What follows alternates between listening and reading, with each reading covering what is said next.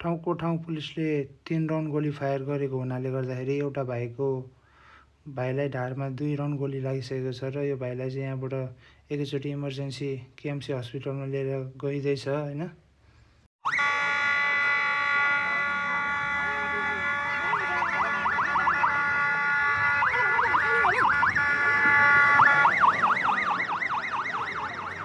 जडीबुटीको अवस्था गम्भीर छ दाइ? गम्भीर छ। यति बेला जडीबुटीको अवस्था गम्भीर छ।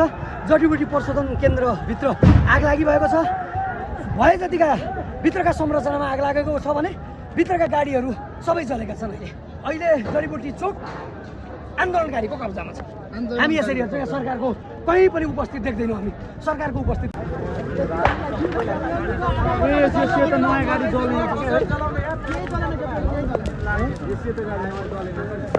आदरणीय दर्शकबिन्दुहरू, यो हामी ल्याउन सकेन। अहिलेसम्म एउटा दमकल पनि ल्याउन सकेन।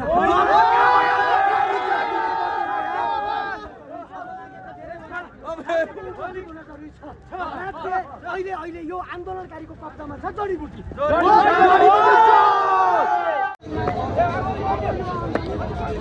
सबजना आवे पशुपतिको बाजारभन्दा चर्को यहाँ माथि पोलमा चढेर पुरै सिसी क्यामेरा चाहिँ फुटाउँदैछ यो भाइ चाहिँ हैन।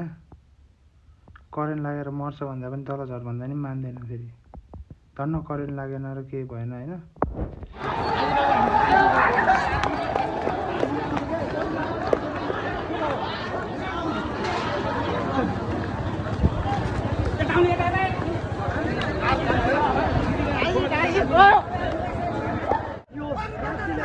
आर्मी परिचालन गरिसकेको छ।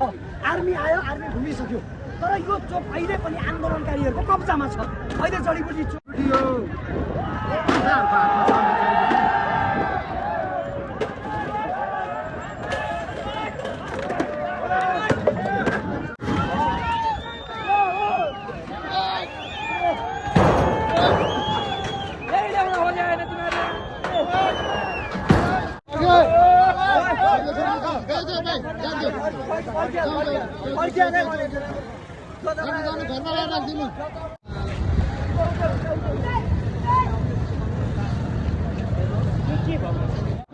राजा चाहियो। राजा अब चाहिएको अब आउँछ पनि पछाडि नहट्ने राजा पछाडि हट्ने पनि छैन भने जनता आएको भनिसक्यो। जनतालाई कतिजना फौरी भने राजा नआएसम्म पछाडि छोड्नेवाला छैन जनता।